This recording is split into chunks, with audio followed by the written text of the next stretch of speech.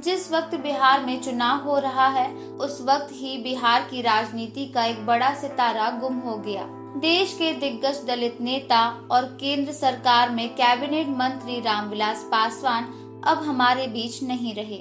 8 अक्टूबर की देर शाम दिल्ली के फोर्टिस एक्सकोर्ट अस्पताल में 74 वर्षीय रामविलास पासवान का निधन हो गया।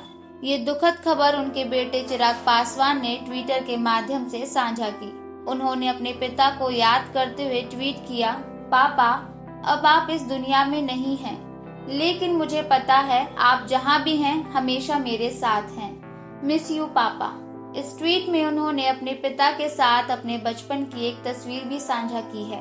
आपको बता दें कि 2 अक्टूबर को उनकी हार्ट सर्जरी हुई थी।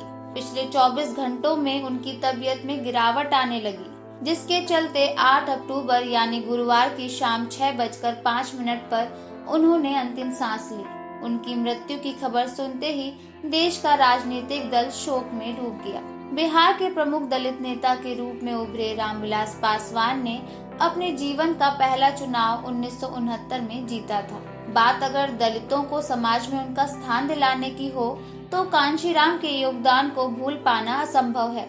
दलित समाज का हित चाहने वाले कांशीराम ने 1984 में बहुजन समाज पार्टी की स्थापना की। यूं तो कांशीराम का राजनीति सफर रामविलास पासवान से काफी देर में शुरू हुआ था, लेकिन जहां रामविलास पासवान दलित हित के लिए अपने पूरे परिवार को राजनीति में खींच लाए, वहीं कांशीराम ने सर्वदलित समाज को ही राजनीति में उतार दिया।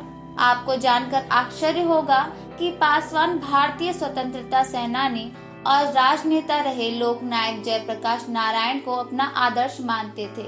और संयोग की बात देखिए कि उनकी ही 41वीं पुण्यतिथि पर पासवान ने भी इस दुनिया को अलविदा कह दिया। दिग्गज नेता के गुजर जाने की खबर सुनते ही देश के बड़े राजनीतिक दिग्गजों ने सोशल प्लेटफॉर्म के माध्यम से उन्हें याद करते हुए श्रद्धांजलि दी। पासवान के निधन पर शोक व्यक्त करते हुए राष्ट्रपति रामनाथ कोविंद ने लिखा, केंद्रीय मंत्री रामविलास पासवान के निधन से देश ने एक दूरदर्शी नेता खो दिया है। साथ ही उन्होंने लिखा कि वे वंचित वर्गों की आवाज मुखर करने वाले तथा हाशिए के लोगों के लिए सतत संघर्षरत रहने वाले जनसेवक थे। वहीं प्रधानमंत्री नरेंद्र मोदी ने भी अपने फेसबुक पेज के माध्यम से पासवान की मृत्यु पर दुख जताते हुए कहा, बयान करने के लिए शब्द नहीं हैं। हमारे देश में ऐसा शून्य पैदा हुआ है जो शायद कभी नहीं भरेगा।